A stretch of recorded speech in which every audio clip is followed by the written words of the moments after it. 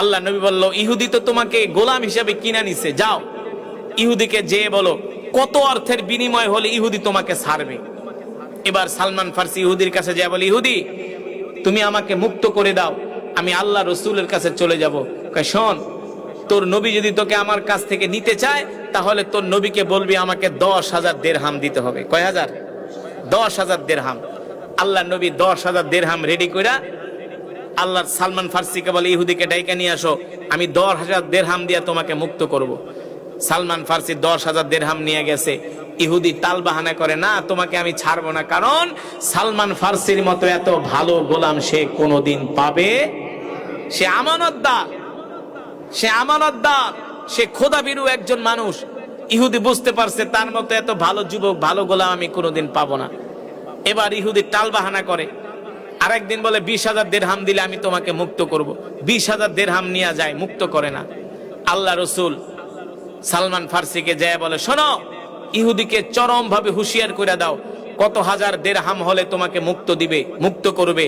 ইহুদি কোনোভাবে রাজি হয় না, বলে, শোনো, তোমাকে যদি মুক্ত করি তাহলে আমার একটা শর্ত আছে, এই শর্ত যদি তোমার নবী মানতে পারে তোমাকে মুক্ত করে দিব। সেই শর্ত কি? তোমার নবী আমাকে 600 খেজুরের চারা লাগায় দিবে। কয়শো? 600 খেজুরের চারা লাগাবে, আর ওই 600 খেজুরের চারার মধ্যে সাথে সাথে খেজুর হতে হবে।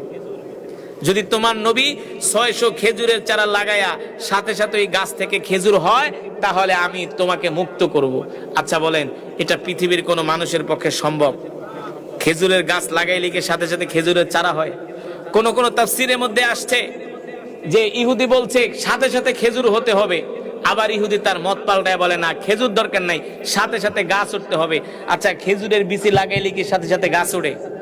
হ্যাঁ, মিনিমাম একটা বিচি লাগাইলে 1 থেকে 1.5 মাস 2 মাস লাগে গাছ উঠতে, ঠিক না? আল্লাহ রসুল বলল, ঠিক আছে, যাও ইহুদিকে বলবা আমি খেজুরের বিচি লাগাবো, সাথে সাথে গাছ উঠবে, গাছ উঠলে যাতে তোমাকে সে মুক্ত করে দেয়। সালমান ফার্সি যায় বলে, ইহুদি 600 খেজুরের বিচি রেডি রাখবা, আগামীকাল আল্লাহ নবী আয়েশা নিজের হাতে খেজুরের বিচি লাগায়া খেজুরের গাছ উঠবে, সে আমাকে মুক্ত করে তোমার থেকে নিয়ে নিবে। ইহুদি জানতো যে আল্লাহর নবী হলেন সত্য নবী। ইহুদি জানতো আল্লাহর নবী কি সত্য নবী, তিনি খেজুরের বিচি লাগাইলে সাথে সাথে গাছ উঠবে, এর মধ্যে কোনো সন্দেহ। ইহুদি জানতো যে মুহাম্মদ ইবনে আব্দুল্লাহ আল্লাহর পয়গম্বর, এর মধ্যে কোনো সন্দেহ নাই।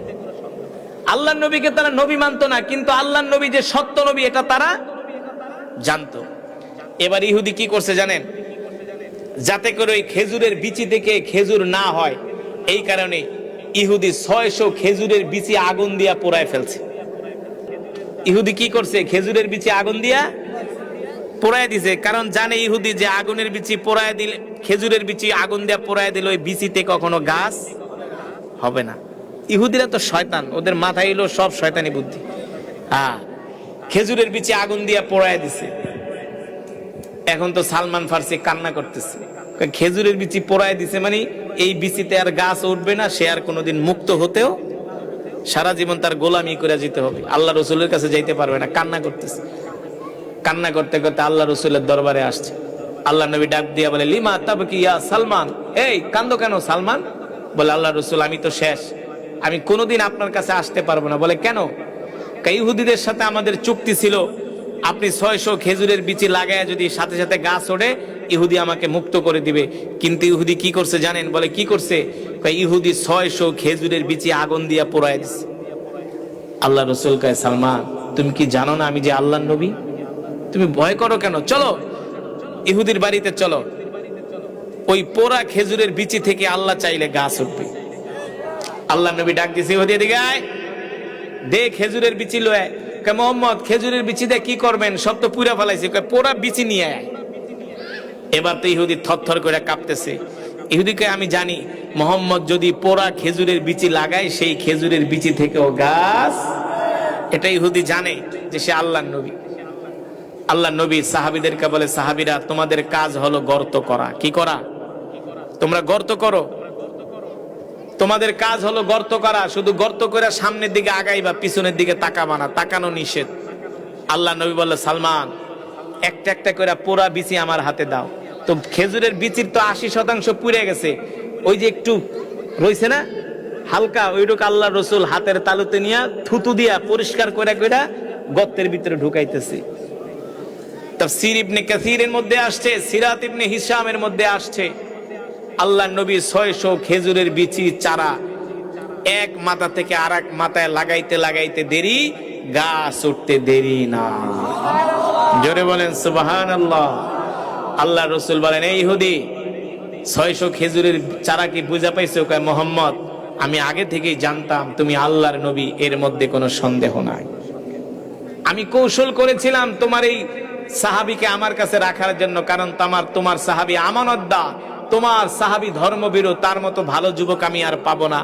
অনেক কৌশল করেও তাকে রাখতে পারলাম না। এবার সালমান ফার্সিকে আল্লাহ রসুল মুক্ত করে নিয়ে মসজিদে নববীতে চলে গেছে। আল্লাহ তাআলা কোরআনুল কারীমের আয়াত নাজিল করছেন, ইন্নাকা লা তাহদি মান আহবাবতা ওয়ালাকিন্নাল্লাহা ইয়াহদি মান ইয়াশা ওয়া হুয়া আ'লামু বিল মুহতাদিন। এই আয়াতে কারিমা যখন নাজিল হয়ে গেল, সালমান ফার্সি রাদিয়াল্লাহু তাআলা আনহু ফজরের নামাজ পড়ার জন্য মসজিদে নববীতে আসলেন। আল্লাহ নবীকে ডাক দিয়ে বলে, গো আল্লাহর রাসূল, আজকে আমি সবচেয়ে বেশি খুশি হয়েছি। আল্লাহর নবী বলে, কেন খুশি হয়েছো? সালমান ফার্সি বলে, গো আল্লাহর নবী, আল্লাহ তাআলা আজকে কোরআনুল কারীমের একটা আয়াত নাজিল করেছে, ইন্নাকা লা তাহদি মান আহবাবতা ওয়ালাকিন্নাল্লাহা ইয়াহদি মান ইয়াশা ওয়া হুয়া আ'লামু বিল মুহতাদিন। এই আয়াতের মধ্যে আল্লাহ তাআলা বলতেছেন, নবী, আমি আল্লাহ আপনাকে দুনিয়াতে কোনো মানুষকে হেদায়েতের দায়িত্ব দেওয়ার জন্য দেই নাই।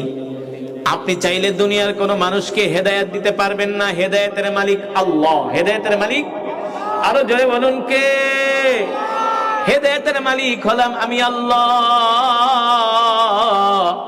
আমি আল্লাহ যাকে হেদায়েত দেয় সেই কেবলমাত্র হেদায়েত পেতে পারে। আর আমি আল্লাহ যাকে একবার হেদায়েত দিয়া দেই, সে যদি ইসলাম থেকে বের হয়ে যায়, তার মতো আর কপাল পোড়া হতভাগা আসমানের নিচে জমিনের উপরে হতে পারে না। ঠিক কিনা বলে? এই যে আপনারা মাহফিলে আসছেন, এনেছেন কে? জোরে বলেন। আমরা যে নামাজ পড়ি, আমাদেরকে মসজিদে নেয় কে? আল্লাহ তাআলা নেয়।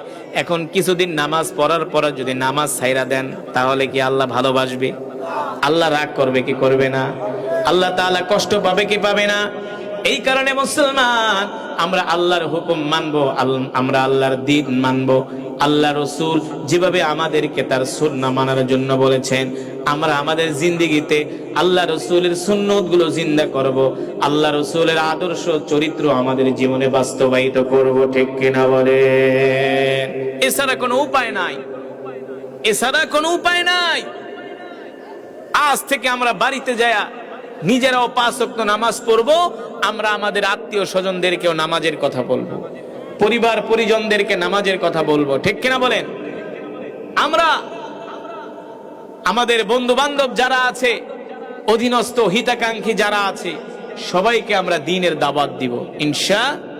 রাজি আছেন? শুধু আপনি একা ওয়াজ শুনবেন, একা নামাজ পড়বেন, একা জান্নাতে চলে যাবেন, এত সোজা না। আল্লাহ তাআলা কোরআনে বলছেন, কু আনফুসাকুম ওয়া আহলিকুম নারা, তুমি নিজে জাহান্নামের আগুন থেকে বাঁচাও, তুমি তোমার আহালকেও বাঁচাও। ঠিক কিনা বলেন? তুমি নিজে জাহান্নামের আগুন থেকে বাঁচো, তোমার আহালকেও বাঁচাও। এই কারণে সালাত, আল্লাহর দ্বীন একা মানলে হবে না, সমষ্টিগতভাবে আল্লাহ তাআলা কোরআনে বলছেন, ওয়া আকিমুস সালাহ, নামাজ আদায় করো, ওয়া আতুজ যাকাত, যাকাত দাও। এই কারণে আমরা আজকে একটা মাস রোজা রাখার পরে যদি 5 ওয়াক্ত নামাজ যদি আমরা পড়তে না পারি, তাহলে বুঝতে হবে যে আল্লাহ তাআলার কাছে, আল্লাহ তাআলার দরবারে আমাদের ইবাদত কবুল হয় নাই। আর যদি 5 ওয়াক্ত নামাজ আমরা জামাতের সাথে পড়তে পারি, তাহলে বুঝতে হবে যে আমাদের ইবাদত আল্লাহর দরবারে কবুল হয়েছে। ঠিক কিনা বলেন? রাজি আছেন? 5 ওয়াক্ত নামাজ কে কে পড়বেন? আজ থেকে হাত উঠে আল্লাহকে দেখান। হাত সোজা করেন, সোজা করেন, একবারে সোজা করেন, বলেন আল্লাহ। আরো জোরে বলুন আল্লাহ। ওয়াদা করলাম আর কোনোদিন নামাজ ছেড়ে দিব না, নামাজ ছেড়ে দিব না। আল্লাহ আমাদের কবুল করে নেন। হাত নামান। পড়বেন তো নামাজ? কয় ওয়াক্ত? 3 ওয়াক্ত? 2 ওয়াক্ত? না, এত সোজা না। আল্লাহ আপনার উপর আমার উপর নামাজ ফরজ করছে 5 ওয়াক্ত, আর আপনি যদি 3 ওয়াক্ত পড়েন, তাহলে আপনি আপনার নিজের নফসকে প্রাধান্য দিলেন। ঠিক কিনা বলেন? ইবাদত করতে হবে আল্লাহর হুকুম অনুযায়ী, নিজের ইচ্ছা মাফিক ইবাদত করলে হবে না। এই কারণে 5 ওয়াক্ত নামাজ জামাতের সাথে মসজিদে যায় আদায় করবেন, আল্লাহ তাআলার হুকুমগুলো মানবেন।